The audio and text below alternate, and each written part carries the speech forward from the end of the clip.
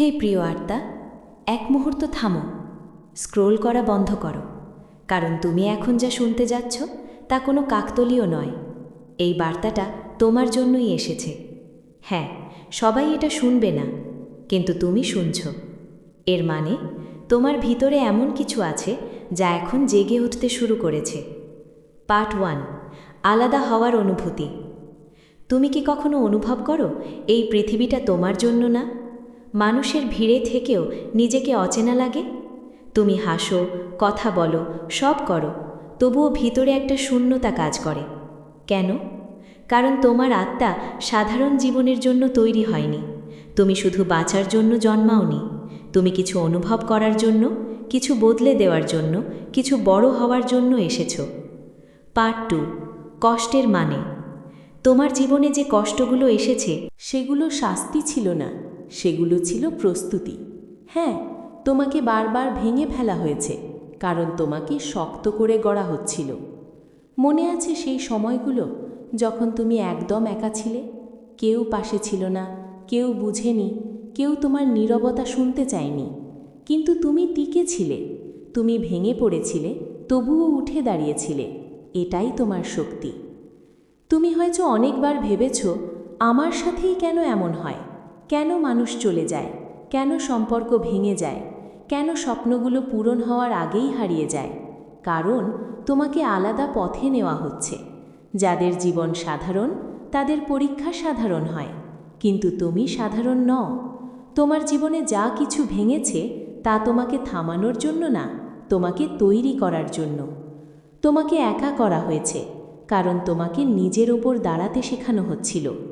যখন কেউ থাকে না, তখনই মানুষ নিজের আসল শক্তিটা খুঁজে পায়। তুমি সেই শক্তিটা খুঁজে পেয়েছ, তাই এখন তুমি আর আগের মতো নও। তুমি আগের মতো সহজে ভেঙে পড়ো না, আগের মতো মানুষের কথায় প্রভাবিত হও না, কারণ তুমি বুঝে গেছ তোমার পথ আলাদা। এখন তোমার ভিতরে যে অস্থিরতা, ওটা ভয় না, ওটা একটা সংকেত। তুমি বদলে যাচ্ছ, তুমি একটা নতুন স্তরে উঠছ। তুমি হয়তো লক্ষ্য করছো আগের অনেক কিছু এখন আর ভালো লাগে না। আগের মানুষগুলো, আগের চিন্তাগুলো, সব কিছু বদলে যাচ্ছে। এটা খারাপ না, এটাই জাগরণ। একটা সময় আসবে যখন হঠাৎ সব কিছু বদলে যাবে। যে দরজাগুলো এতদিন বন্ধ ছিল সেগুলো খুলতে শুরু করবে। যারা তোমাকে অবহেলা করেছিল তারা তোমার দিকে তাকাবে, আর তুমি ভাববে এটা হঠাৎ কিভাবে হলো। কিন্তু তুমি জানবে এটা হঠাৎ না, এটা তোমার ধৈর্যের ফল, তোমার নীরব লড়াইয়ের ফল। আজ একটা কথা মনে রাখো, নিজেকে ছোট করে দেখা বন্ধ করো। তুমি কারো অনুমতির অপেক্ষায় নেই। তুমি কারো সাথে তুলনা করার জন্য জন্মাওনি। তুমি নিজের মতো করে তৈরি হয়েছ।